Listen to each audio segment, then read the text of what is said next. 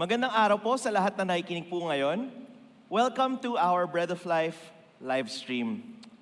Ngayon po ay ang huling linggo po, ang huling araw mismo po ng Oktubre.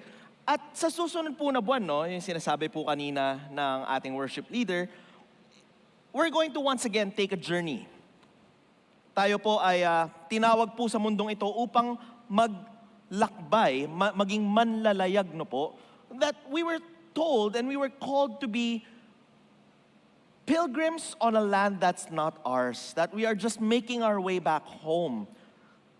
But that doesn't mean po, no, that every year does not bring with it its own message and its own journey. That's why tayo po, no, in the year 2021, we're being given an opportunity by God to really once again give back to Him everything that He has given to us this year.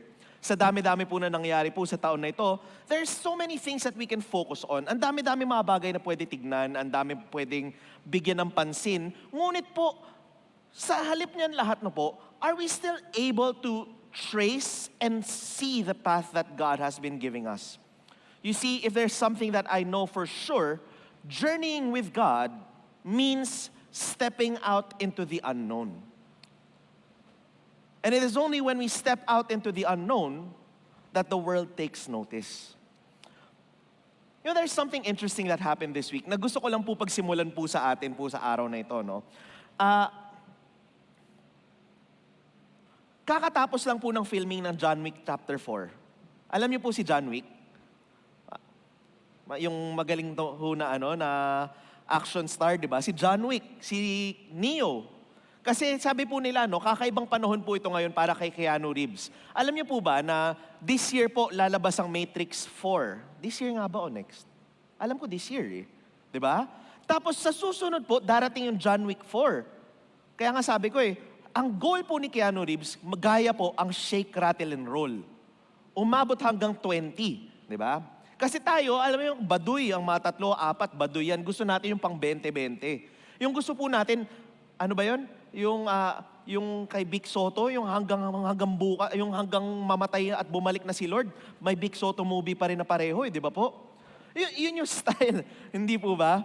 But I mean to say, I'm very excited to look at the Matrix because that's actually Wachowski's siblings. When we look at that, that gives us a glimpse of a commentary of what's happening in the world. But the other week po, no, or I think that was this week na kakatapos lang po, there was an interesting thing that happened. Kakatapos lang po ng John Wick Chapter 4 filming and nung nag-wrap up po sila ng filming, yung buong stunt crew ng ng John Wick 4, binigyan po ni Keanu Reeves ng mga Rolex. Okay? Mga Rolex. Sabi ko nga, pwede ba mag-apply dyan? Hindi. Joke lang.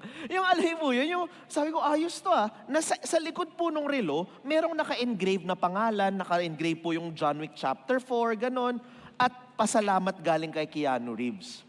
And then I stumbled upon something, and this is apparently the reason why it became newsworthy, no? Apparently, we are in the middle of something known as a Keanu Sans. Alam niyo po yun? Keanu Sans. As in, combination ng word na Keanu at saka Renaissance. Keanu Sans. Gusto ko lang po ipapakita po sa inyo, no? And I found this so interesting po kasi. Okay. I'll be reading an article entitled, He's the One. Okay? He's the One. Ito ang statement ng mga kababaihan ngayon. He's the one. Diba? Pero kung pangalan ng lalaki, hindi Keanu Reeves, hindi siya the one. The two po siya. Kaya today, titignan natin si the one. Okay? How Keanu Reeves wins the internet. Okay. Sino po si Keanu Reeves? Keanu is a man in the Goldilocks zone.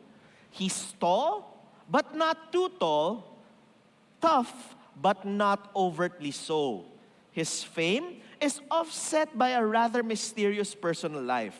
He feels both accessible and insanely out of reach. Ilang taon na po siya? This article was written in 2019. So at 54 ngayon, he would be 56. At 56, he's been a heartthrob for at least 3 generations of moviegoers, starting with the goofy 1989 comedy Bill and Ted's Excellent Adventure, booming again half a decade later with the suspense thriller Speed, and the meltingly romantic A Walk in the Clouds. Then came Neo and the Matrix trilogy, which gave him a whole new generation of fans and a cult following among geeks and conspiracy theorists, some of whom believe that the Matrix is the truth of our times and that all of reality as we know it is a simulation. Pero ito yung nakakatawa tungkol sa kanya. Through it all, Reeves has been the good guy. Alam niyo po, there's a saying, never meet your heroes. Because then we'll realize that our heroes have clay feet. Yung pag makilala natin yung mga tao talaga na tinitingala natin, marirealize natin na tao rin po sila. Na, alam niyo po yun, yung pinagdadaanan natin, pinagdadaanan rin po nila. I just can't help but remember kasi, alam niyo po, nakakatawa nangyari po sa akin sa Facebook ko. Kasi naririnig niyo po sa akin, I keep on talking about Squid Game. I don't like Korean novelas, but for some strange reason or another, nagustuhan ko po yung Squid Game simply because of its commentary of our times. I like commentaries like that. Whenever I watch something, hindi ako nanonood for enjoyment. Yes, I enjoy because sabi ko nga po 4 years old pa lang po ako, nakabasa na ako ng mga 50 na libro. But whenever I watch something or I look at something, lagi ko siya sinasalamin sa pangyayari sa buhay at saan nanggagaling yung tao at lahat-lahat. And I think Squid Game is one of those few and far between films that really talk about the truth that's happening behind the scenes. No? Now, ito, doon ko na-realize po, or hindi naman doon ko na-realize, pero grabe yung ngayon that I'm very much aware of it, sobra po akong natatawa kasi syempre, nagbabasa ako ng mga articles tungkol sa Squid Game. Binabasa ko kung ano nangyari, ano yung background ng pagsusulat at lahat-lahat. Mamaya, pag scroll ko po sa Facebook, alam niyo po ano mga linalabas po ng algoritmo ng Facebook? Puro tungkol sa Korean novela na. Ito ako sa loob-loob ko, ano ba naman pakialam ko sa hometown cha-cha-cha? Di ba? Squid Game lang yung pinapanood ko bakit hometown cha-cha-cha na to? Then, syempre, alam niyo po, minsan nagpapakamarites rin ako. Minsan lang. Minsan-minsanan lang. So, pinindot ko. Pag pindot ko, sabi ko, meron palang Koreano po, yung itong budding star ng hometown cha-cha-cha, na ngayon is in very hot water because of something that he did in his past. Na ang kanyang girlfriend daw po at that time, pinalaglag niya yung kanyang anak, tapos initsapwera. So now, the whole of society is sort of like asking him to be accountable to that. Di ba po? So, sabi ko, tindi, no? Paangat pa lang yung career niya, sira na. But I mean to say, sabi ko nga that's the reason why we're not supposed to meet our heroes. Akala po natin, yung mga artista na matinitingala natin, yung sobrang ano po natin, sobrang, panalo to, galing nito. Akala po natin, mga ganun sila pag nagpo-portray sa sine. Siyempre, ang sine, pinapaganda yung itsura ng tao. Pag sa totoong buhay, nako po, ibang usapan na yan. Iba na ugali niyan. Hindi na siya minasahe at pinaganda That's why by and large, people who are famous are not really nice people to deal with, by and large. Not everyone. Reeves is an example of someone who's not like everyone. Bakit po? Lumabas yung balita. Throughout everything that has happened in his life, Reeves has been the good guy. Very strange, because he comes from a very painful past. As an action hero, he was lithe and vulnerable long before that became a go-to look. As a bad guy, he's a soft-spoken killer others are gunning for. Right now, he's in the midst of Keanu-sans. Apparently, that's what you call a Keanu renaissance. Having more or less dropped off the radar after the Matrix movies, he returned as John Wick in 2014, and the world is now getting a triple dose, 2019.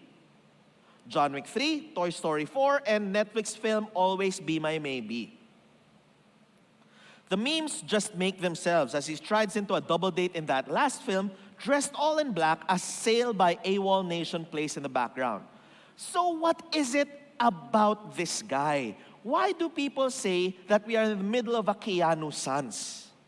Well, for one, there's the fact that he wears his fame so lightly. Galing, no?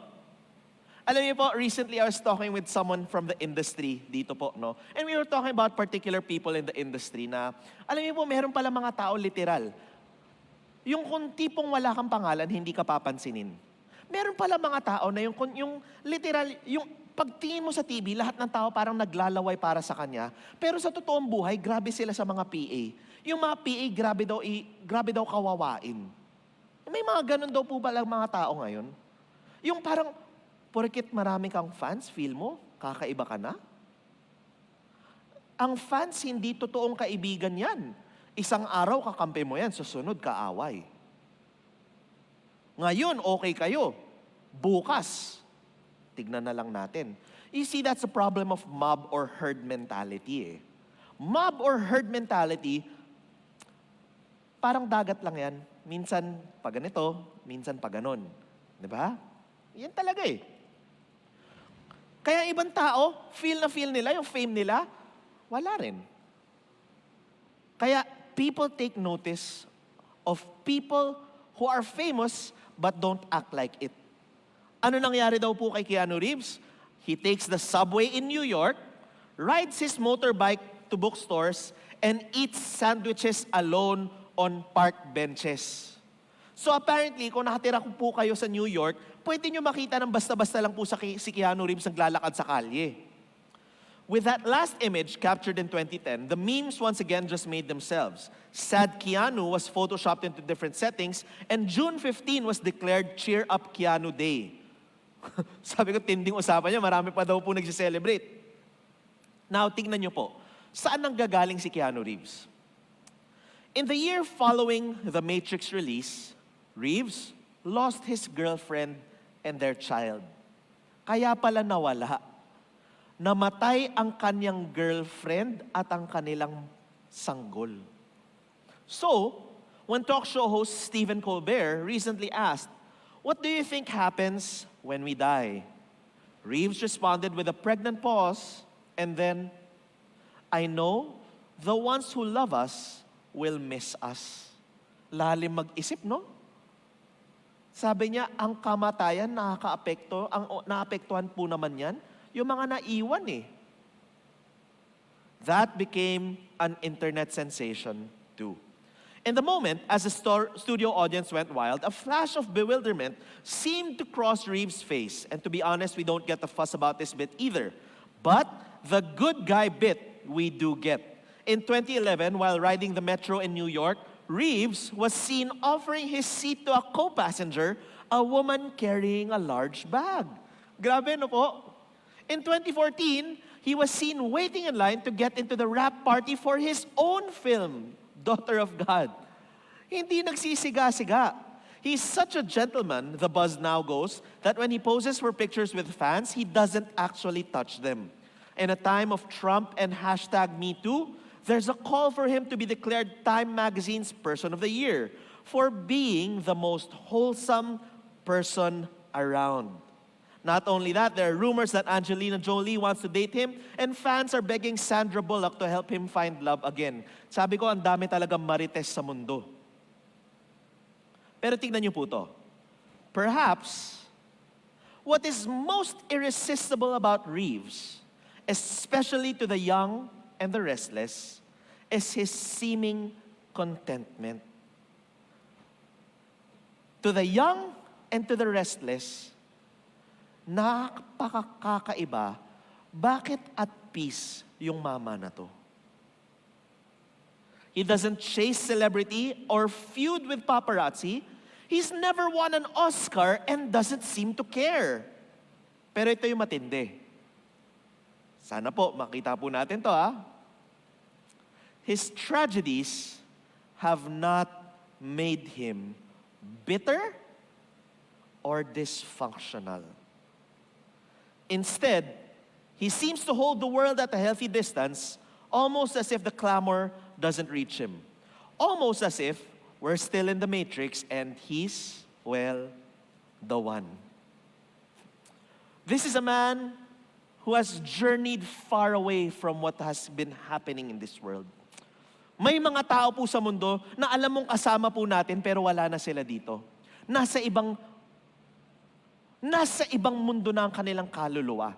In the sense na hindi sila apektado. You see, ang isa sa mga malalaking problema po natin ngayon sa panahon na to, grabe po tayo maapektuhan.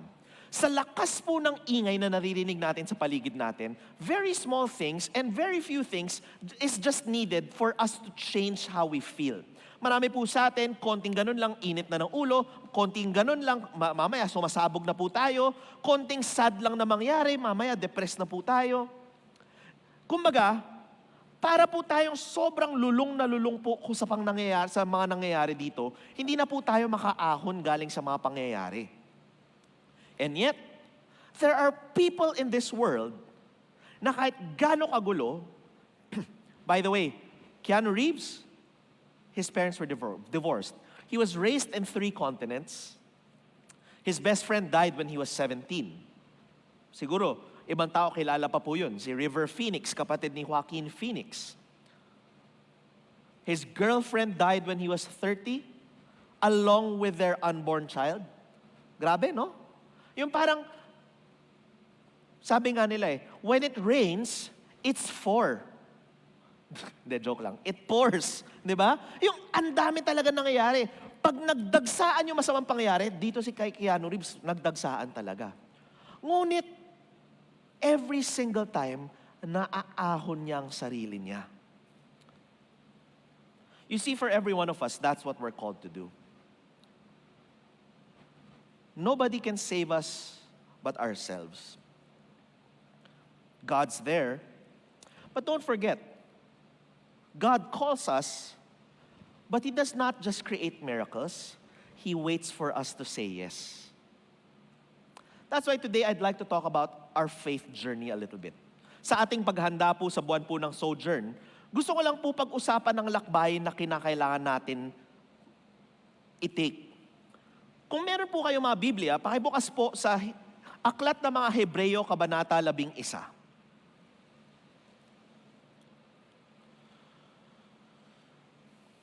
Sa Hebrews chapter 11, verse 1 to 3, sabi po dito, now faith is the assurance of things hoped for, the conviction of things not seen. Indeed, by faith, our ancestors received approval, and by faith, we understand that the worlds were prepared by the word of God, so that what is seen was made from things that are not visible. Faith is the assurance of things hoped for, and the conviction of things not seen. You know, that's one of the things that I'm very, very much interested now. What does faith mean from a journey perspective? Minsan po kasi, ang isang malaking kasalanan po natin sa pang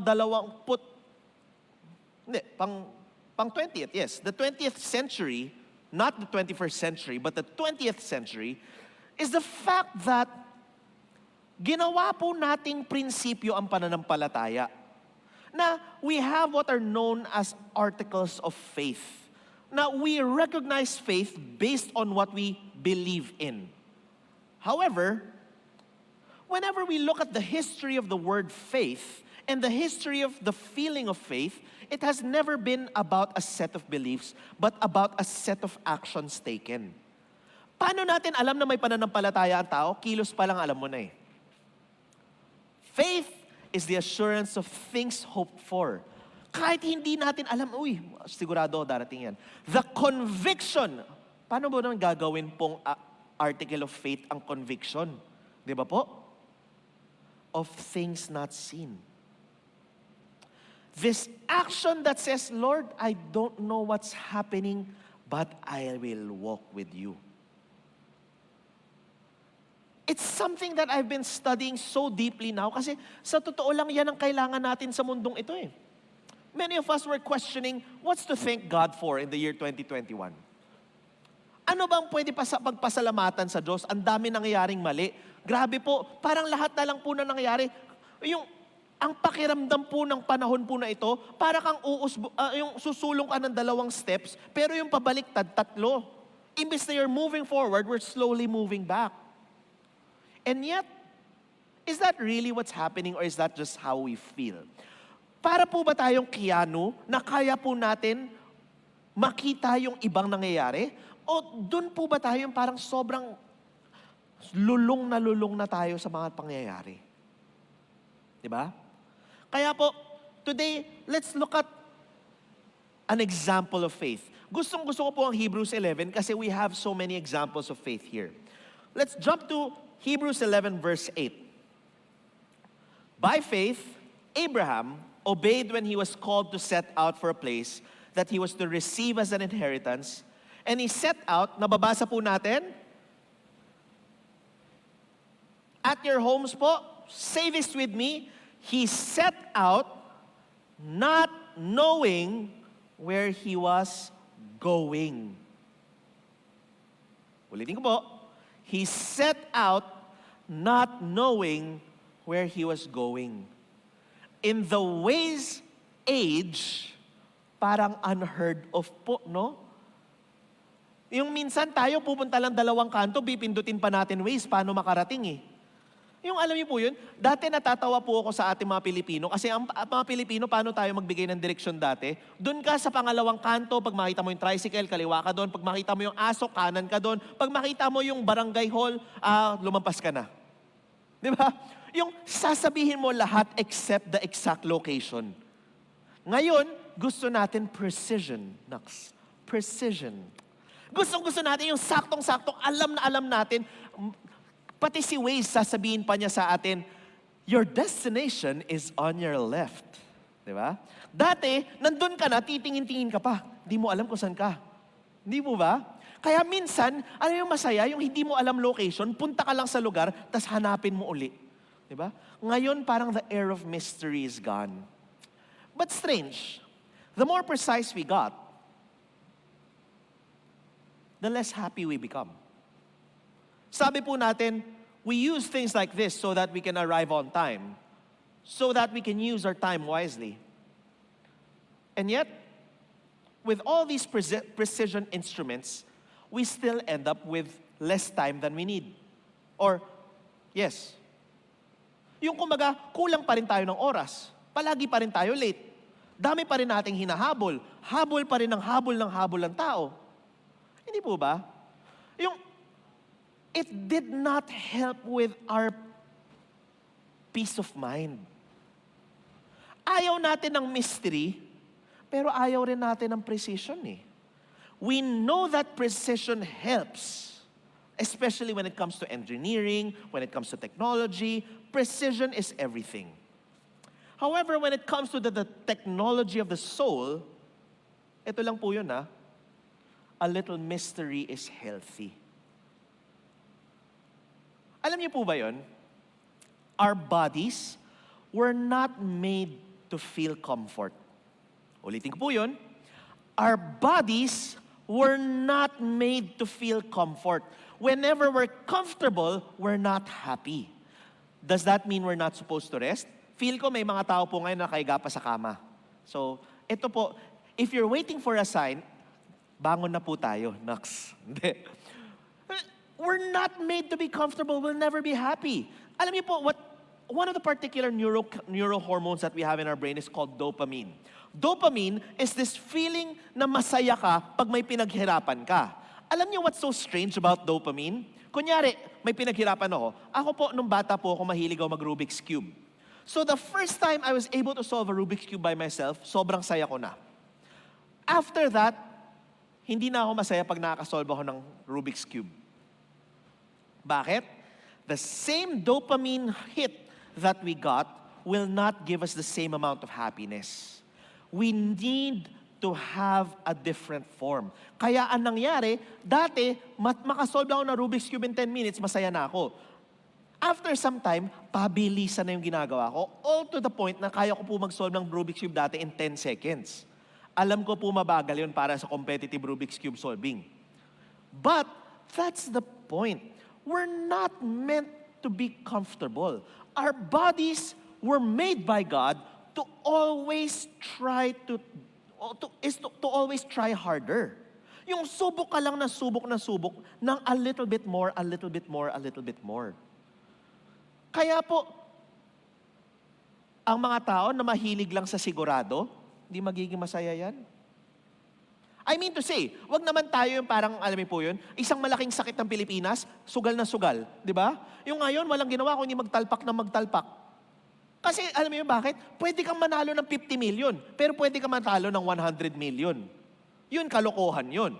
But what I'm trying to say here is that in the important things of life, are we willing to put God to the test? Faith that's not tested is not real faith, eh. Are we willing to go to the unknown dahil lang may narinig tayo sa Diyos at sabihin, Lord, sabi mo to I'm holding you to this. Naging masyado tayong passive, eh. Yung feel natin that God is in these four walls. God's not in these four walls. God is out there. He's out there and He's waiting for us to go. Hindi po ba? Kaya sabi po ni Abraham, sabi po ng Hebrews 11, no? He set out not knowing where he was going. By faith, he stayed for a time in the land he had been promised, as in a foreign land, living in tents, as did Isaac and Jacob, who were heirs with him of the same promise. For he looked forward to the city that has foundations, whose architect and builder is God. By faith, he received power of procreation, even though he was too old, and Sarah herself was barren, because he considered him, ito gustong-gusto ko, he considered him faithful who had promised. Therefore, from one person, and this one as good as dead, descendants were born, as many as the stars of heaven, and as the innumerable grains of sand by the seashore. For us to journey, we need to put God to the test. Step one of journey is to put God to the test. We'll never rise from our current reality if we're not willing to go out of our comfort zone. The story of Abraham begins with two words, lech lekha. Lech lekha is Hebrew for get up and go. Genesis chapter 12, yun po ang sinabi po, no? Sinabihan po ng Diyos po si Abraham, umalis ka dyan. Umalis ka sa comfort mo. In her book, In the Beginning, Karen Armstrong, one of the world's most well-known and most respected Christian researchers, says, at first, God demanded unhesitating obedience from Abraham. He insisted upon a faith that entailed a ruthless abandonment of the past. Later, as we shall see, he would revise this tough policy, but never in such a way that faith became effortlessly joyful. Nabasa po natin yon? He never made faith to become effortlessly joyful. Imposible ang pananampalataya na wala na lang mangyari kung hindi good vibes. Kaya alam niyo po yun, yung mga tao na tumatakas po galing sa hirap, wala nangyayari sa kanila eh. Huwag natin kalimutan, obstacle is the way. Pag may hirap, dun yung sagot. God's initial summons to Abraham was peremptory. Lech lekha. Ibig sabihin, get up and go. Kung meron kayong kasama, sabihin mo, get up and go get me coffee. Ay, hindi. Joke lang. Get up and go. Tingnan nyo, no? Abraham had to leave the consolations of familiarity and tradition far behind. He had to jettison his family, his homeland, and the old ways of worship. The destination was vague. Abraham was simply told to journey to the land that I will show you with no guarantees. And how could Abraham become the father of a great nation when, as we have already been told, his wife Sarah was barren? Paano? Abraham has been revered as a man of faith, and in this divine summons, we see what faith requires. Not only of Abraham, but also of ourselves. Religious people often speak of faith as though it were a matter of conserving the old and traditional. Yung, hindi, bawal yan. Huwag natin gawin yan kasi hindi yan yung ginagawa natin dati. Yung, parang palagi ganun yung nasa utak natin. They claim that it gives them absolute certainty and is not compatible with doubt. But Genesis shows that in fact, pakinggan niyo po ito, no? Faith began by demanding a radical break with the past and facing the terrors and enigmas of the unknown. Faith requires us to put God to the test. Balikan po natin ang mga buhay po natin. I'm sure many of us, in our own journeys, we put God to the test. I always remember the statement Jehovah Jireh. Jehovah Jireh, God is our provider. Many times in my life, alam niyo po, I've felt that time and time again. Very, very early in my life, I've felt what Jehovah Jireh means. Kasi ang pamilya ko po has always been living in faith. When Bread of Life began, my father decided that walang sasandalan kundi ang Diyos. Hindi sumama sa kahit ano sa asosasyon, naglakad mag-isa. Hindi lang po yun, hindi po umasa sa sweldo. Kasi sabi niya, God will provide. That's why, in the early part of my life, I still remember that feeling po, no? Na may mga times po sa buhay po namin na literal wala pong makain, na yung huling pang-grocery na lang po namin, imbis na papang-grocery pa, ibibigay pa ng magulang ko sa mga nangangailangan. Kaya naalala ko po yun eh.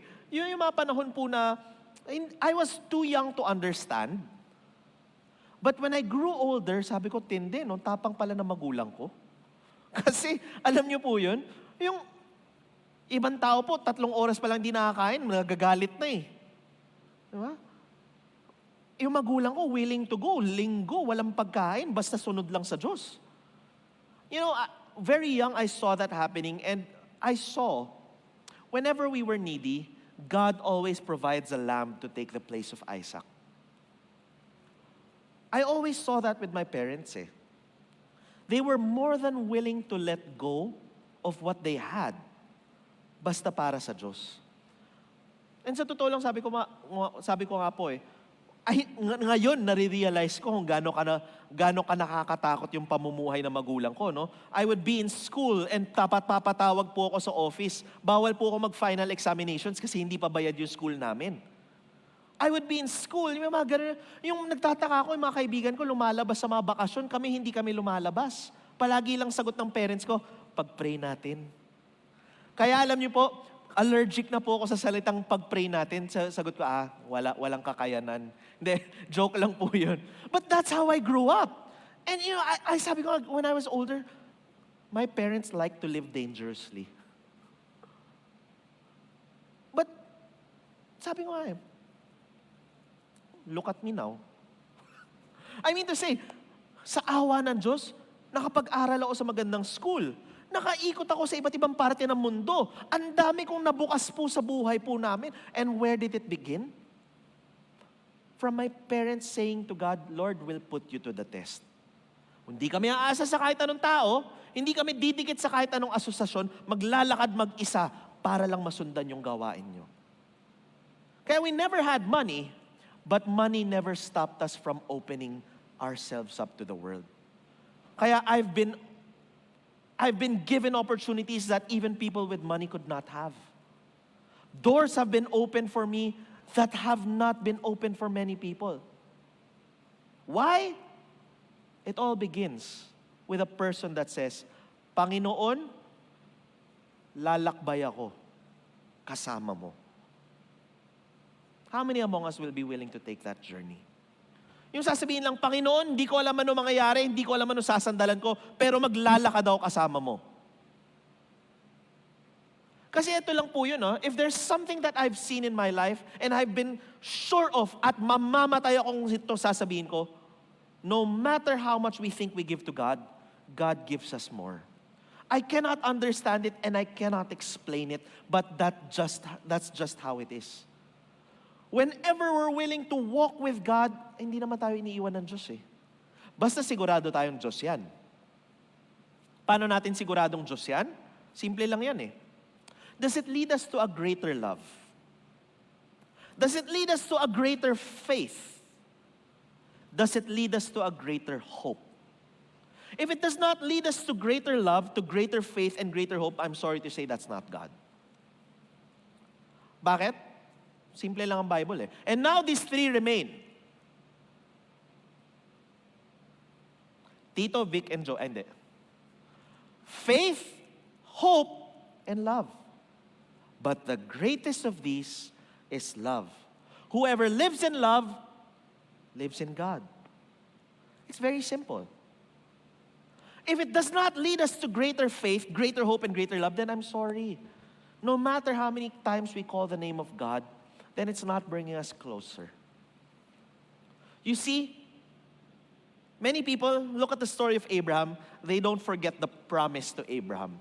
I will bless you, sabi po ng Diyos sa kanya,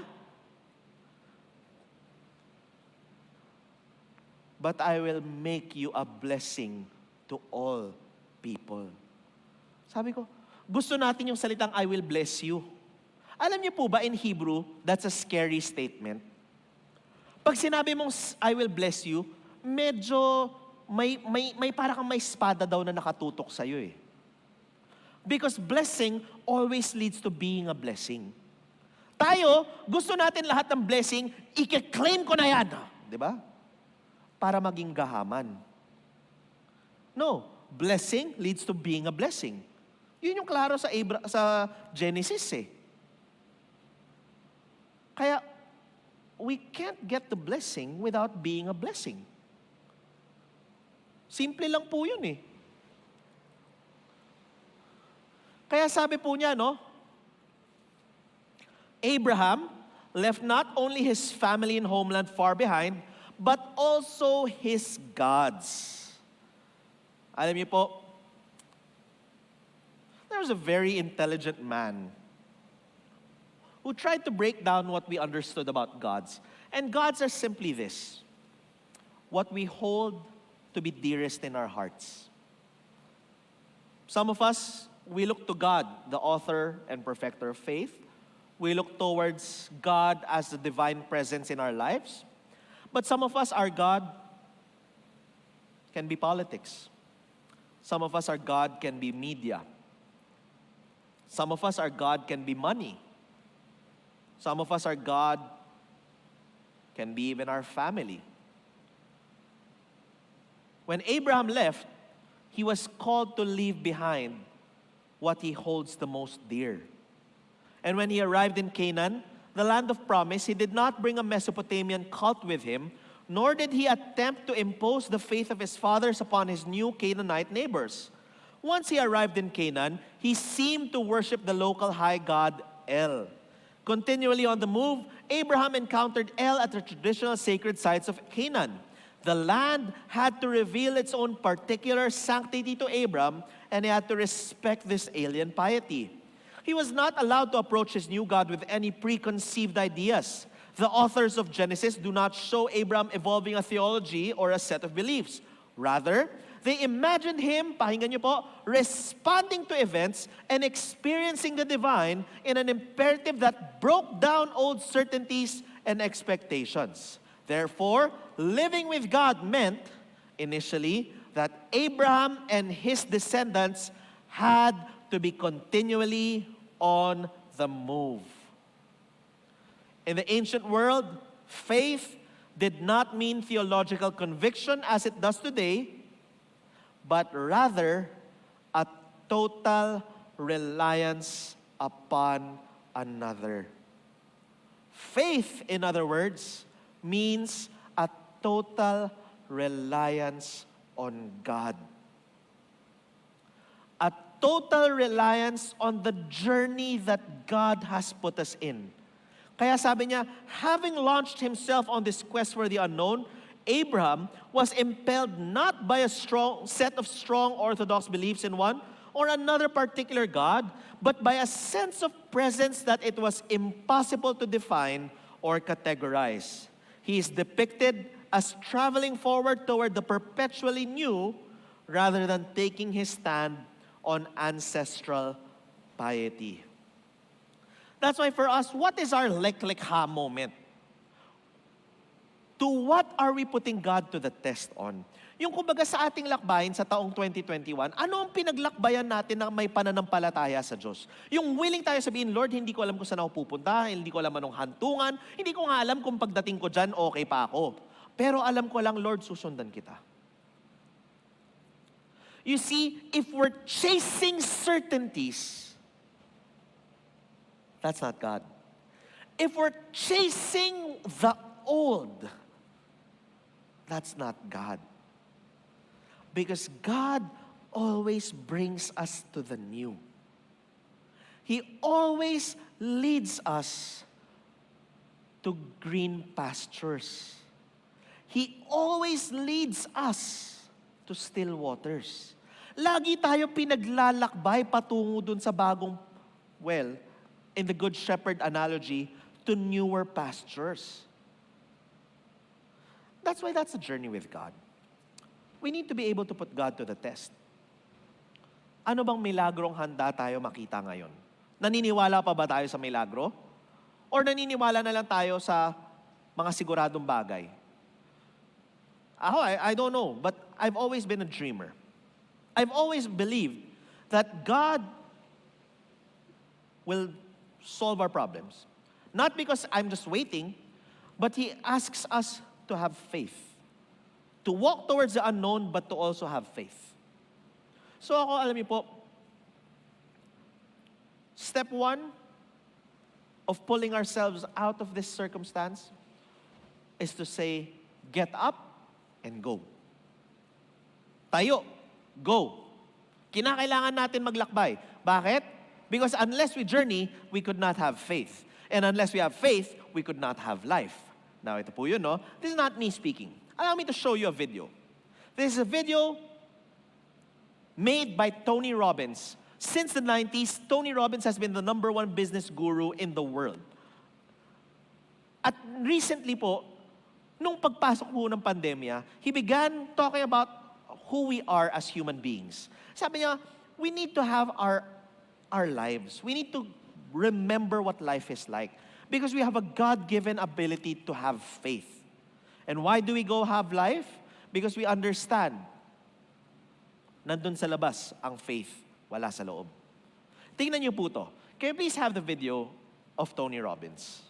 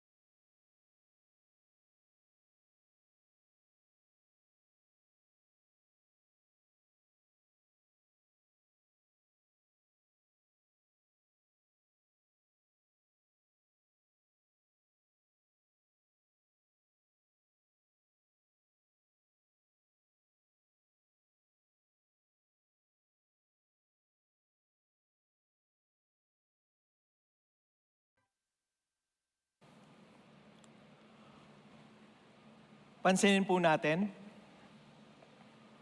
no faith equals no life. That's why we're called to live. We're called to journey out into the unknown. God has fearfully and wonderfully made us. Hindi ba tayo nagtitiwala sa Diyos doon? Ayaw ba natin i-test ang paggawa ng Diyos sa atin? Now, don't get me wrong, we all have a responsibility. Yung lagi ko sinasabi, we all have a responsibility to live in such a way that we will be able to perform our duties to the best of our capacity. We will not be able to do God's work if we're constantly sick. We will not be able to do God's work if we're constantly injured. We will not be able to do God's work if our spirit is constantly down. Kaya part of doing God's work is taking care of the self. Kaya yun yung responsibilidad po natin eh. We were talking about that as an immune system. The 5 different things that we can do for our immune system to build up our bodies. Number 1, sleep. Lalabas tayo, lalakbay tayo kasama ng Diyos, di ba? Unang-una, bago mangyari yun lahat, tulog ka muna. Bakit? Huwag natin kalimutan, Genesis 1. He created evening and then morning. Tayo, akala natin nagsisimula yung araw sa umaga. Hindi nagsisimula ang araw sa umaga. Nagsisimula siya sa gabi. Yung tulog pa lang natin, solved na yun dapat. Alam niyo po, how long should a person sleep each day? 8 to 9 hours. 8 to 9 hours. Bakit po? We have lived in a very sleep-deprived society. For the longest time, we have been sleeping 4 to 6 hours. Whenever we sleep less than 6 hours, our immune system drops down. When our immune system drops down, then we become susceptible to whatever is out there and even inside. Diba? And we have lived our lives sleep-deprived. Kasi sabi natin, tsaka na ako matutulog, tsaka na ako matutulog, tsaka na ako matutulog. Ayan, hindi na natulog. Diba? That's why, I get it, some people will not be able to do it, pero every now and then, wag nyo kalimutan, sleep is part of your work. Number 2, eat. Kain. Diba? Ang kain natin, dapat maayos. Si Dr. Chandler pala po to. He's an MD. Ang pagkain, dapat mababa asukal. Mababa lang yung carbs. Ano ang mas dapat kainin? Yung berde. Counted ba kung merong matcha donut? Hindi. Dapat yung mga yung ano tawag dyan? Yung leaves. Basta yun. Yung maraming green. Kain ka na maraming broccoli, cauliflower, maraming talbos ng kamote. Kain ng prutas, marami. Wag lang masyado yung mga mangga, wag masyado yung mga ubas. Alam niyo po, ang panahon na to calls for us to eat a lot more citrus. Nung nakaraan ho na linggo, mga 3-4 na beses po ako kumain ng suha. Panahon na ata kasi ng suha ngayon kasi sobrang tamis ng suha natin ngayon sa Pilipinas. Kung wala kayo sa Pilipinas at pinapakinggan nyo to, pagbalik nyo ng Pilipinas, kain kayo ng suha. Bakit? Ang sarap ng suha ngayon. Yung sinasabi nila, hindi, grapefruit, yaks. Yaks. Ano yan? Parang parusa pag pinakain grapefruit. Sa Pinas, suha. Suha. Sabi ng iba, masarap yan pag may asin. Diba? Hindi ba natin kaya kainin na suha lang? Diba? Hindi naman masama ang asin, pero gamot yan eh. Guava ngayon, masarap yung mga bayabas po natin. Mataas sobra vitamin C no mga yun. Diba? Bakit hindi tayo nagsisimula kumain ng mga bagay-bagay na to? Pangatlo, galaw. Ano ang galaw? Yan, galaw. You know, yesterday, there was a special moment with the homemakers po, no? Ang women's ministry po natin. nagkaroon po sila ng gathering, and in the gathering po nagkaroon ng testimony. And I was listening to one of the testimonies, and I was so shocked. Meron po kasi tayong kapatiran po who is undergoing chemotherapy right now to deal with stage 4 metastatic cancer. And sabi po niya, merong word ng ginamit ang kanyang onko, yung isa daw nagbibiyahe. Ang nagbibiyahe daw na cancer, yung pag lumilipat-lipat na, metastatic. Pero yung isang salita rin, yung nagsistation na, nasa stasyon kasi hindi gumagalaw, gumawa na ng stasyon. Ang kanyang cancer po, hindi naman na po bumibiyahe, but she's already on her 3rd round of chemotherapy. Pero ang problema po, nagstasyon na, hindi na gumagalaw, hindi bumubuti sa kanyang chemo. So palakas ng palakas yung chemo na ginagamit. You know, I was so surprised kasi sabi po niya, alam niyo, nung ako dinadaanan ko chemo, minake sure ko na araw-araw nag-exercise ako. Sabi ko, tayo, magkasipon pa lang tayo, Mami, tulong. Diba? Sipon pa lang yun. Nasa lubsob lang yung daliri, aray. Sabi po nung tao na to, on a scale of 1 to 10, ang pain niya is a permanent 8. Kahit anong painkiller, hindi bumababa. Pero sabi niya, I made sure araw-araw nag-e-exercise ako. Sabi kasi, strong legs, strong body. So araw-araw, ginagalaw niya yung legs niya. Nung una, naghanap lang daw po siya ng step. Ang ginagawa niya, ganito, 10 steps, bawat paa, 3 times a day. Nung ginawa niya yung tuloy-tuloy, going through chemotherapy po to sabi niya masyado ng madali. Sabi ko, tende no, nadalian. So naghanap siya ng gazebo daw, meron dun sa may area nila, gazebo, na may 3 steps na 4 areas na may 3 steps. At ang ginawa niya, her first day, 10 times siyang umakyat baba ng 4 sets of 3 steps. Ngayon, sabi niya, nakaka-50 rounds na daw po siya, all the while undergoing chemotherapy. Tapos sabi pa po niya, kahapon, actually ngayon medyo parang, yung exercise ko ngayon parang tights lang, 10% lang. Sabi ko, ayos na usapan niya na, pati yung exercise, ginawang tights. Bakit daw? Kaka-chemotherapy lang po niya nung Wednesday, kaya sabi niya, ang exercise niya, 100 squats lang daw. Sabi ko, ang sagot ko dun, na all. Yung mga tao, wala nga cancer, wala nga sakit, hindi nag-exercise. Etong babae na to, sabi ko, hats off ako dun sa tao. I was listening to that story and I was thinking to myself, sobrang hirap na ng dinadaanan niya, ba't niya pinapahirapan ang sarili niya pa? Pero sabi niya, I know if I don't do this, I will feel worse. Grabe, no? That's why, despite 3 rounds of chemotherapy, pag makita niyo po itong tao na to, yung ngiti, tenga hanggang tenga. Wala kang mararamdaman. Sobrang ganda ng spirito ng tao. Yung sabi ko, tindi, no? That's why, what's our excuse? Movement is medicine.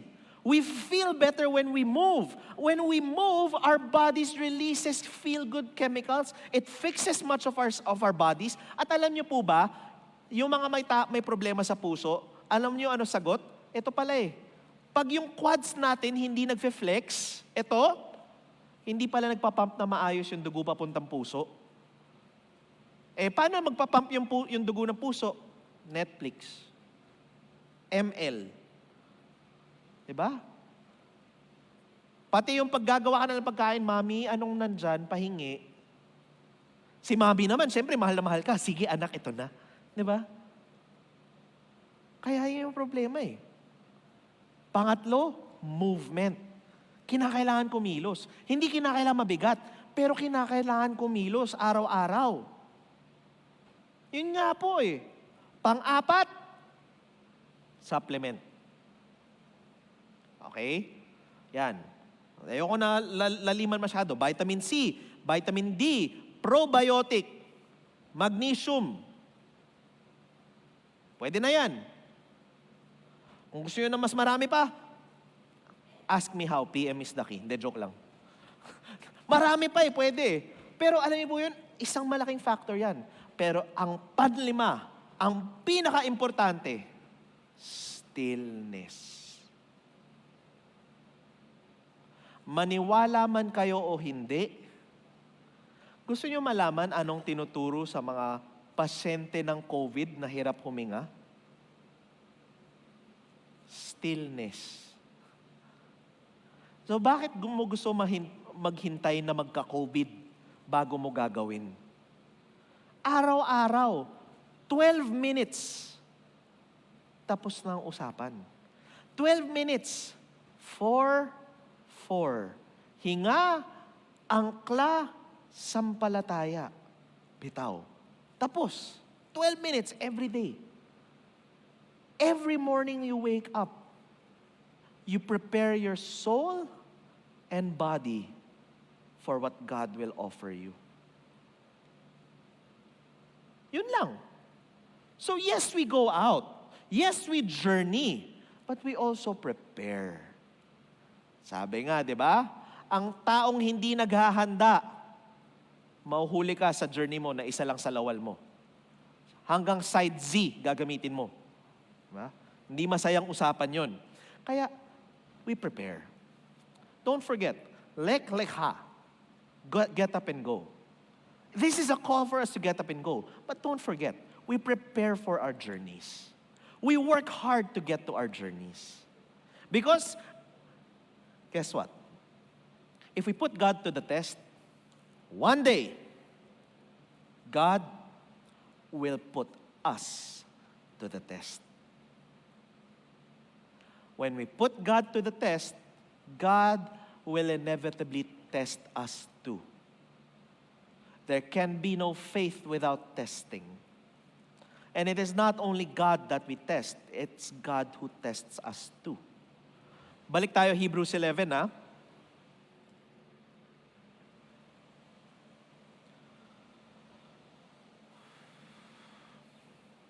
Verse 13, all of these died in faith without having received the promises, but from a distance they saw and greeted them.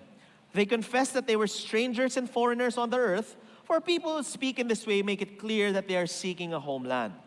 If they had been thinking of the land that they had left behind, they would have had opportunity to return. Grabe, no?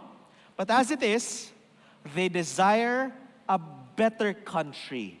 That is a heavenly one.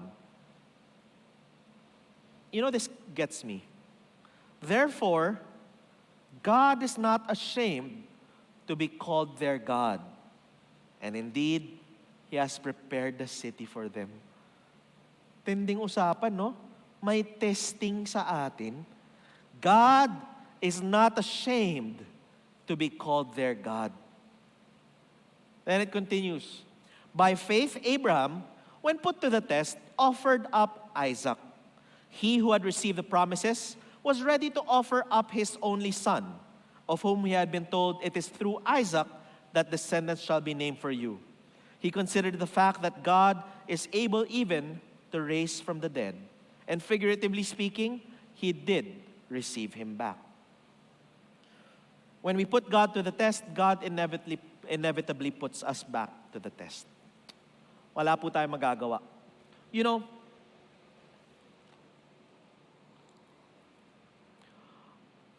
God tests us not because He's a vindictive God. He tests us to check kung totoo ba tayo. You see, hindi ko makalimutan po yung kwento po nung widow, yung widow's mite. Yung kwento po, si Jesus po nakatayo siya sa may templo. Pinapanood niya lahat ng tao na nagbibigay ng pera. Sa lahat ng pinapanood niya, kasama niya mga disipulo niya, meron isang babae na nagbigay siya ng parang 25 lang yung halaga. Nung binagsak niya yung 25 doon sa box, doon sa lalagyanan, sabi ni Jesus, tignan niyo yun. I tell you, this woman goes home justified. Dun ko nakikita, God never checks or tests us because He wants to test us. He checks if totoo ba tayo eh. Maraming tao, they say, hindi, Lord, lalakbay ako kasama mo. Pero actually, pag naglalakbay, it's actually not true journeying. What they want is comfort. Why does God test us? Because He wants to know, hanggang kamatayan ba susunod ka? Handa ba tayo bitawan ang alam natin para sa bagong dadalhin niya sa atin?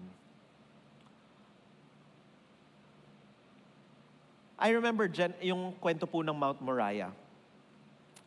When Isaac asks, Father, where is the lamb that we will sacrifice? Si Abraham, dakilang sinungaling. Hindi niya sinabi, anak, ikaw ang papatayin. Hindi, joke lang. Sabi niya, the Lord will provide. Knowing full well, paakyat siya doon, ang anak niya ang bibigay niya. Can you imagine making a 3-day journey, kasama mo yung anak mo, at alam mo yung itong anak na to, ibibigay mo sa Diyos? That your child will no longer be your child, but it will be given to God. He comes up, ties Isaac onto the altar, and brings out a knife. Alam niyo po, yung literal madrama, yung kung merong gumawa at nag-direct niyan, yung sabi, and action. Yung literal yung kutsilyo, palapit na yung sa leeg bago sinabi, time, wait lang. Diba? I know several stories like that. We had an evangelist by the name of Joe Balais. Si Joe Balais was one of the most notorious criminals and killers this country has ever seen. But for some strange reason or another, God was not done with him. Sa pagkaalala ko, 2 beses umupo sa silya elektrika. 2 beses hindi namatay. Sabi ko, masamang damo. Hindi. Nung unang beses, nung isi-switch on na po yung kuryente sa silya elektrika, biglang nagka-stay order. Sabi, wag muna, tigil. Milagro. Alam niyo po, because of Joe Balais, ang dami po nating naabot po. Ang dami pong napalapit sa Diyos dahil sa Kanya. I've always seen the miracles of God.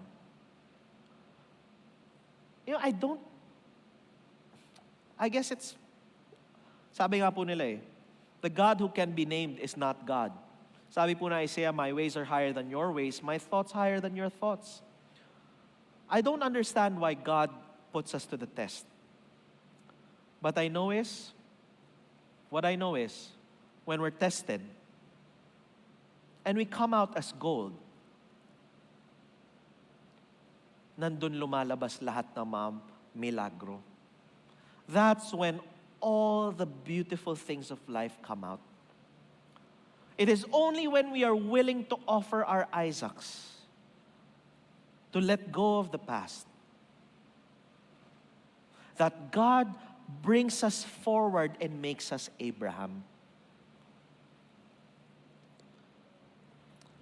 What gets me too is the fact that, sabi po ng Hebrews 11, all these were not able to see the promise, but only saw it from a distance. Sometimes nakatingin po tayo sa pagkaswitik po natin, no? But what we don't realize is that whether may blessing or wala, the end point is, did we follow God or not? Sumunod po ba tayo nung tinatawag tayo? Or we said, Lord, next time na lang. That's what I think sojourn is about. Ba't po tayo magso-sojourn? It's because even when things are going wrong, we still say, Lord, we follow. When things are not what they seem to be, we say, Lord, we follow. When things get so difficult na hindi natin maintindihan paano i-solve, we still say, Lord, we follow. Over the coming weeks, I'll be sharing a few announcements of the miracles that God has been doing in our midst. Don't worry, Sojourn 21 will be a physical gathering. Paghandaan po natin, it will be a physical gathering. There will be a place and there will be a time. And we journeyed into this knowing, Lord, hindi namin alam paano gagawin to. Pero ikaw na bahala. Basta kami, sunod lang kami ng sunod. One day, I will tell you the story. But God has been opening doors. All that He's asking of us, are we going to get up and go when He calls? Susunod ba tayo pag tinawag tayo? Or sasabihin natin, tsaka na lang? I believe with all my heart that God's gracious. There will be a next time, probably. But all I know is, this time is a time for brave men. Brave men and brave women who are willing to go alone. Let me share with you a story that Coach Kevin shared with us. Coach Kevin Tordesillas po, although Pinoy po siya, is no longer Filipino. He's French. Ang first language niya is French. Second language, Tagalog. Third language, English. So yung kanyang references and mga backgrounds are very French. It's a world that I know a little of, but not too much about. And he led us to a story in Ryan Holiday's new book, Courage is Calling.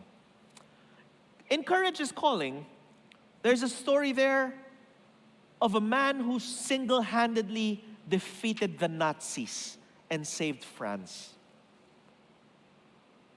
He was a man that everywhere else in the world, hindi pinapansin. Because in World War II, ang mga kilalang pangalan, Dwight D. Eisenhower, Winston Churchill, Joseph Stalin. These were the three names who defeated Nazi Germany. Many people don't recognize this guy. But without him, it would have been infinitely more difficult to defeat the Nazis. This man was named Charles de Gaulle. Or in English, Charles de Gaulle.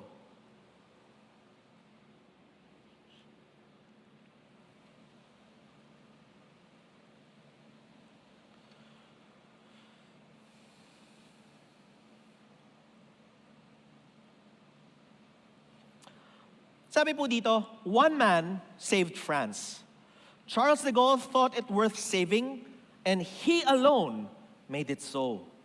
As the country fell to Germany in June 1940, as it was overrun not just by tanks but by the fear of its own leaders, who quietly and quickly negotiated a surrender with the worst aggressor in modern history, de Gaulle boarded a small plane to England.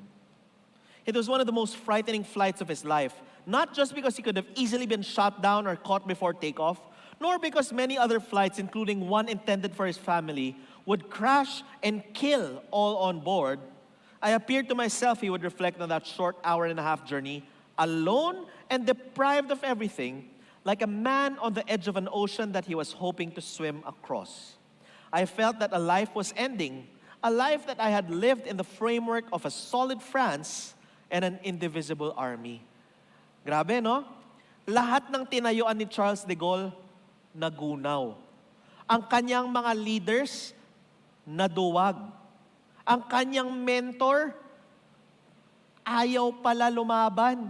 Gusto pala ng Germany. Bakit?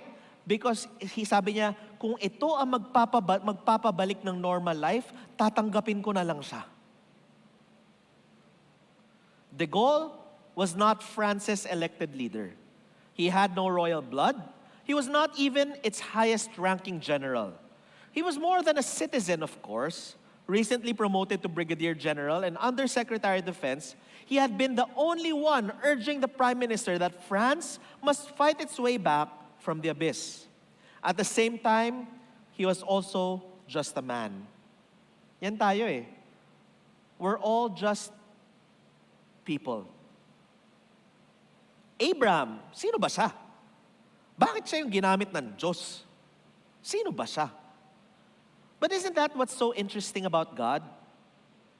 He uses people like you and me for His purposes. A man who wasn't ready to give up and wasn't ready for his country to give up. So he didn't. Meeting with Churchill shortly after crossing the Channel and landing in England, de Gaulle was offered a chance to speak on the BBC the following day. He commanded no armies, possessed almost no money, had no plan, no authority to create one, and somehow won.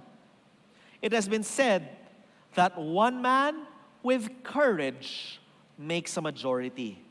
And so it went with de Gaulle.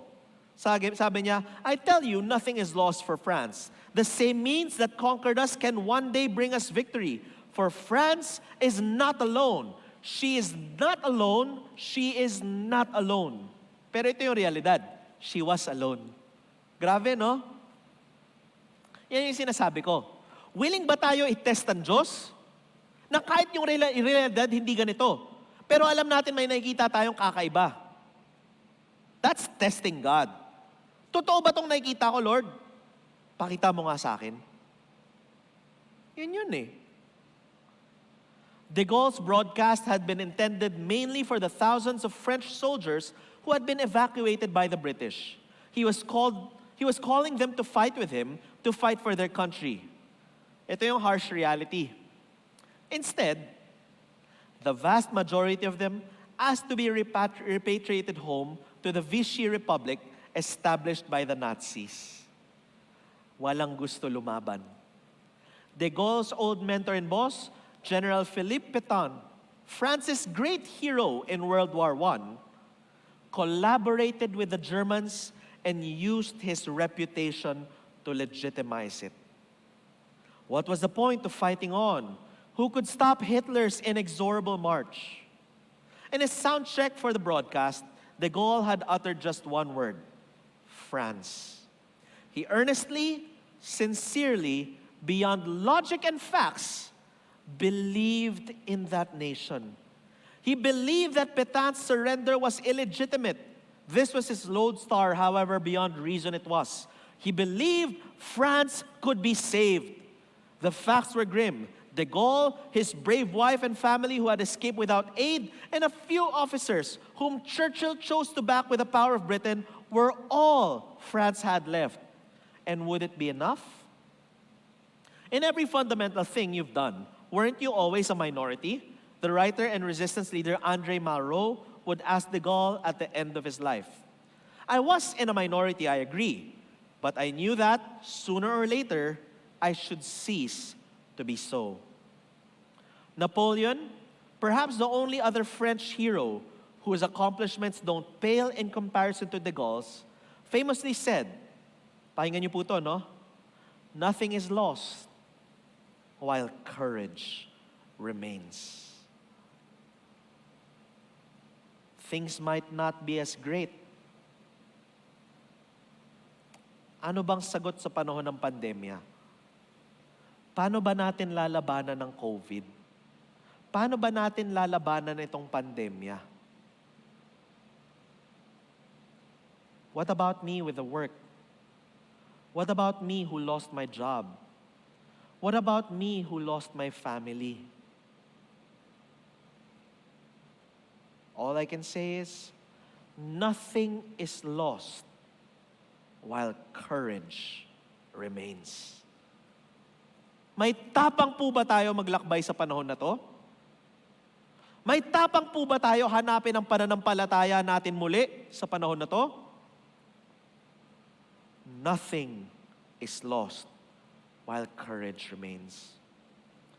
De Gaulle had the courage to call for the ball, to accept the burden of leadership on his shoulders, to resist the pull of hopelessness, and choose instead, with animal-like ferocity, the path of a fighter, of someone who would not be broken. Just as in our time, in the mid-20th century, belief in that old theory of the great man of history was low.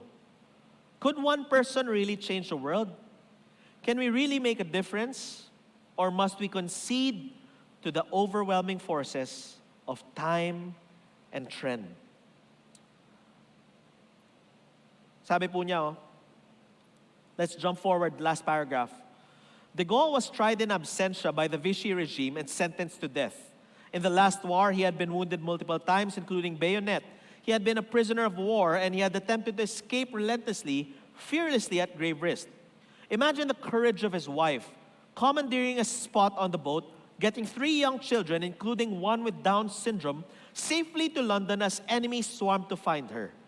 Tingnan niyo po to. In the decades to come, de Gaulle and his wife were the victims of 30 serious assassination attempts. You wanna know sino ang totoong bayani? Kung si de Gaulle or yung asawa niya? Pakinggan niyo po to. After one, their car, riddled with machine gun fire, the windows shattered, all the tires blown out. Yvonne emerged unscathed and calmly, ang tinanong niya, nasa na ba yung mga pinagbibili kong tinapay at gulay? Can you imagine? Pinagtatadtad ng bala yung kotse ninyo, sabog yung mga gulong, sabog yung mga bintana, yung kaha punong-puno ng bala. Ang sagot lang niya, nasa na ba yung binili ko? Sabi ko, yan ang matapang. Bakit matapang si de Gaulle? Sabi nga nila si de Gaulle, general. Si Ibon, commander. Diba? Kaya ako hats off ako sa kababaihan ngayon. Ang mga kababaihan na nagsasabi sa gitna ng pandemya, nasa na ba yung binili kong grocery? Puno ng tad-tad ng bala yung kotse, yung mga bintana, di sabog-sabog, yung gulong, pumutok na. Pero ang sagot lang niya, nasa na ba yung grocery ko? Sabi ko, totoo, di ba? Huwag natin kalimutan mga leon. You know, one of my favorite quotes today, I'll share with you my favorite quote today. Sometimes, we need to be lions so we can live as lambs. Sometimes, we need to be lions so we could live as lambs. Naalala ko po yung sitas po sa Biblia. And we will be sheep put in a wolf's pen, so we be wise as serpents, gentle as doves. Minsan sa buhay, kinakailangan natin magpakaleon. Para lang po pwede tayo maging tupa muli. And a lion, when we talk about a lion from an emotional point of view, it's courage, it's bravery. Ito you know what I find so funny about this? Alam niyo po sino matapang sa leon? Yung babae. Sabi ko, kawawa naman ng mga kalalakihan, no? Yung mga lalaki pa cute, ganda ng buhok. Yung babae, sila nag-hunting. Sila yung nagme-make sure ayos lahat.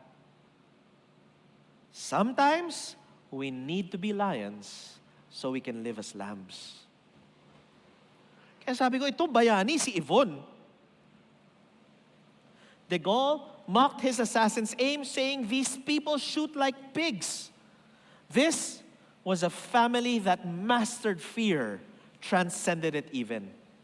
Since we know that de Gaulle was ultimately victorious, we have chosen to remember that France was united in resistance to its occupiers. This is sadly not the case. People were afraid. They made excuses. They looked at the odds and told themselves it was hopeless. They were willing, shockingly so, in fact, to accept Hitler's bridle and yoke themselves to their Nazi cause if it meant that normal life could quickly resume. French labor was used to power the German war machine, and countless French Jews were sent off to die. Pakinggan niyo po ito, no? It is the cowardice of others that creates the opportunities for the individual hero. Naalala ko yung kanta ni Kendrick Lamar, "Who need a hero? You need a hero? Look at the mirror. There you see a hero." Sino kailangan ng bayani ngayon? We need heroes. So what do? Hanap ka ng salamin. Tingin ka. Pag tingin mo na salamin, ayusin mo buhok, pakyut ka ng konti, at sabihin mo, yan ang bayani. Walang gusto tumayo ngayon? Ako tatayo. When events become grave and peril pressing, de Gaulle had written in the 1920s, a sort of tidal wave pushes men of character into the front rank. Now, the events for him were grave and pressing, just as they might be for you. And he was ready to answer the call. More, he was putting out the call to anyone and everyone who was willing to join him. Some people run away. Some people stand up. It's that simple. And de Gaulle's courage was in part what inspired the French resistance. It also indicted implicitly and explicitly his countrymen who lacked the courage to fight. Hitler, led by fear, like a devil, he encouraged the absolute worst in people. This was what made de Gaulle so glorious. He made no promises, only demands. Grabe, no? Walang pangako. Ito lang yun eh. The only thing that evil needs to flourish is for good men to do nothing. There's no reward waiting for us. It is just duty. It was your duty to resist. We are being called by a higher power to a higher cause. We must free ourselves. And in the end, some 400,000 French men and women joined this resistance, blowing up bridges, gathering intelligence, sabotaging their occupiers, saving people from the camps, picking off the enemies one by one, weakening them in advance of the Allied invasion. That is the thing about courage. Just like fear, it is contagious. Akala natin COVID lang contagious, ha? Baduy ang COVID kumpara sa tapang. All it takes is for one person. One person to say enough. One person to say, hindi, who will take care of my countrymen? One person to say, okay, I understand the danger, but what about those people? One person to say, I am standing up. Lekha. I'm saying yes to the call. Yes to saying, Lord, dalin mo ako saan dapat. It was de Gaulle's commitment, his undauntedness, that rallied not just France, but the whole world behind him. As René Pleven, one of the first French politicians to join de Gaulle's cause, wrote to his own wife, I assure you that when one sees all those who have run away, one feels proud facing the danger. Pag lahat ng tao tumatakbo, nakakapagbigay ng dangal, tumayo at harapin ang peligro. A British reporter explained, General de Gaulle symbolizes that France, which did not despair, which did not give in. Pero pakinggan niyo to, ha? He acted alone. Sometimes we need to be lions so we can live as lambs. Abraham acted alone. Left his home, left his country, left his gods to journey with Yahweh. He acted alone. Today, point to me any one sector of this world that's not affected by his legacy. In the realm of science, the realm of finance, in the realm of medicine, in the realm of culture. The Jews have given contributions to all. It all begins with one. One person who says, Lord, hindi ko alam saan mo ako dadalhin, but I'll be putting you to the test. Maniniwala ako sa sinasabi mo. Hopefully, us who find you faithful will also have an opportunity to be found faithful in you. That's why I'd like to end with a song. You'll be hearing this song a lot. Because this song is our song for Sojourn 21. It is a prayer rather than a song. Very strange. Despite being a prayer, it was not written by Christians, but rather is a 1985 rock song that some people are saying is the number one song that people need to hear in 2021. The song is called Kyrie Eleison. Strangely, Kyrie Eleison is one of the oldest prayers ever taught to the church. Kyrie comes from the Greek word kurios, which means Lord, and eleison means have mercy. So the song, the word Kyrie Eleison means Lord have mercy. It is the short form of the Jesus prayer. Lord Jesus Christ, Son of God, have mercy on me. It is one of the oldest forms of prayer in Christianity.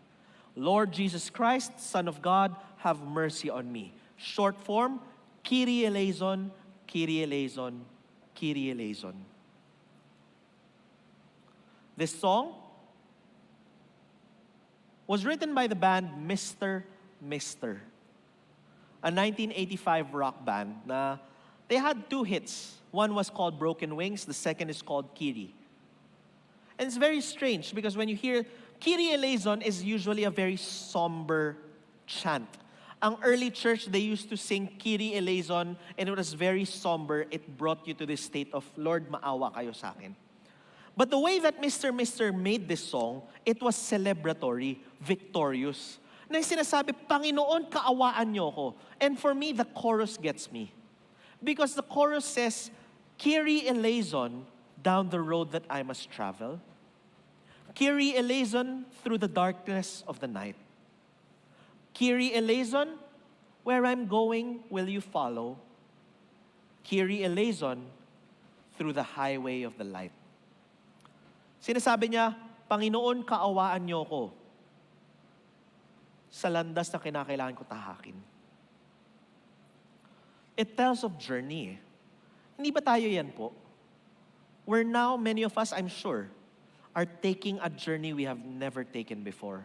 Some of us are called to change in terms of our lifestyle. Some of us are called to change in terms of our work. Some of us are called to change in terms of our personality, to the way that we connect to others. But no matter who we are, I'm sure medyo kinakabahan po tayo ng konti. Dahil bago po ang pinapatahak po sa ating landas. Kaya ang panalangin ko para sa inyo, Kyrie Eleison. Sa iba naman po, sa gitna ng kadiliman ng gabi, may pinagdadaanan. Many of us ended up sick. Many of us ended up in pain. We are experiencing what they call the dark night of the soul. Ang panalangin ko sa inyo, Kyrie Eleison.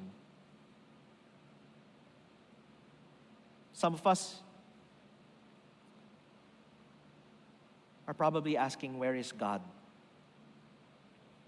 Bakit niya pinayagan mangyari lahat ng mga to? Bakit hindi ko maintindihan na nangyayari na? My prayer to you, Kyrie Eleison. One day you will understand. And finally, I know that there are some people who have discovered good things in this time. Sa bawat isang nawalan ng trabaho, merong isa na nakadiskubre ng bagong gawain. Nagkaroon ng magandang bagay na binigay sa kanya ang Diyos. Hopefully, in the highway of the light, sa lahat ng maganda nangyayari sa buhay ngayon, may we not forget God.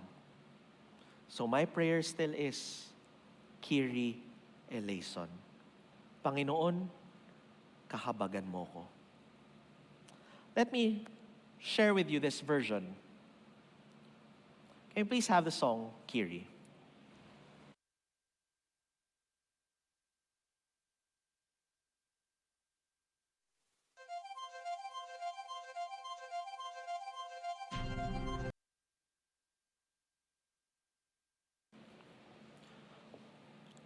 God is calling us into journey.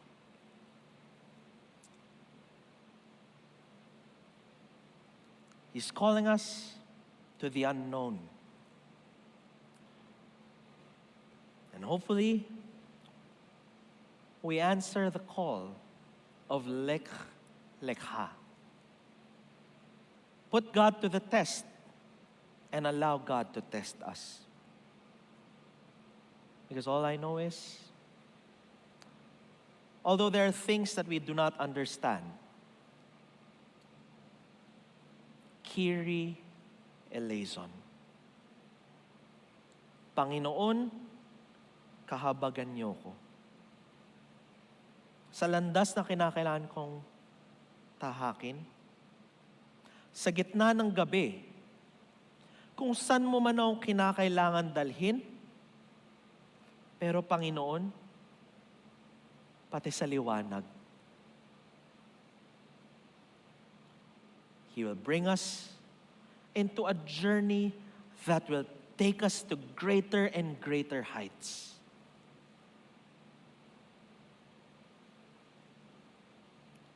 Hopefully,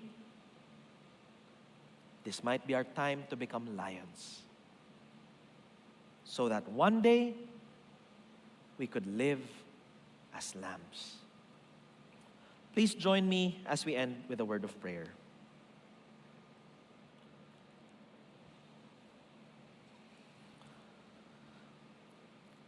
Panginoon, nagpapasalamat po kami sa inyo sa araw na ito. Salamat po, Panginoon, sa iyong kabutihan po sa amin. Na Panginoon, sa huling araw ng Oktubre sa aming paghanda, aming Ama, sa buwan ng Nobyembre, sa pag-set po namin ng sojourn, isang pagpapasalamat po namin, aming Ama, sa iyong katapatan po sa amin.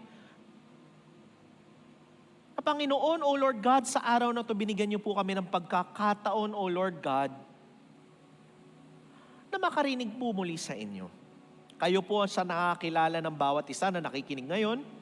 Nawa ho, Panginoon, naming Ama, huwag niyo po payagan na makinig lang po ang aming tenga, ngunit hindi makinig ang aming puso. Kayo po, ang siyang Diyos na siyang nakakakilala, Panginoon, sa bawat isa. Kayo ang nakakaalam ng pinagdadaanan po namin, naming Ama. Na kami po, Panginoon, ay may sarili pong lakbayin na siyang Panginoon ngayon po ay siguro mahirap, nakakapagtaka, nakakakaba. Ngunit, Panginoon, aming Ama, wala naman pong sinabi na ang buhay kasama ninyo ay walang problema. Wala naman pong sinabi na ang buhay na kasama ninyo ay mawawalan po ng mga hamon.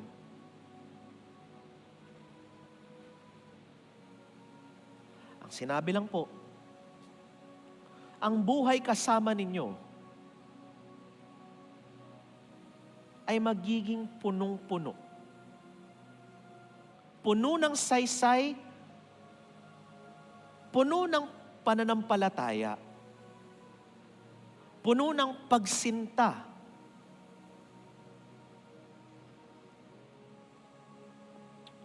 Kaya Panginoon naming Ama, sa panahon na ganito, na ang mundo naghahanap ng mga matatapang na tao, Panginoon, kahabagan niyo lang po ang bawat isa. Panginoon, sa lakbayin na kinakailangan po namin tahakin, Kahabagan niyo lang po ang bawat isa, Panginoon, O Lord God, sa lahat ng pinagdadaanan namin. Kahabagan niyo lang po kami, Panginoon, sa aming paglakbay, kasama po ninyo, patungo sa lupang pinangako. Kaya, Panginoon, bawat isa po ngayon na nakikinig sa inyo, balutin nyo lang po na yung Espiritu Santo. Samahan nyo ng inyong kapayapaan. At sa araw na ito, sa araw ng Diyos, nawa ho, punuin nyo lang po ang aming puso ng kabutihan. Na sa lahat ng aming makakasama sa araw na ito, sa lahat ng aming gagawin, ang inyong pangalan lang siyang mailuwalhati. Sa aming paghanda sa linggong haharapin po namin, Panginoon aming Ama, gamitin niyo lang po itong panahon upang patalasin muli ang mapatalim ng aming buhay. Para po pagsabak po namin sa mga dapat namin gawin, magawaan po namin na maayos. At sa aming pagbigay ng mga ikapo at ng mga handog ng pag-ibig, nagpapasalamat po kami sa pagkakataon, O Lord God, na makiisa sa inyong kaharian. Salamat po, Panginoon. At sa aming paghiwa-hiwalay, ang inyong pangalan lang po, ang patuloy na mailuwalhati. Salamat po. Ito po ang aming panalangin. Sa iyong matamis sa pangalan kami nananalangin, isang Diyos magpakailanman. Amen at amen. Samahan po kayo lahat ng Diyos sa araw na to. God bless.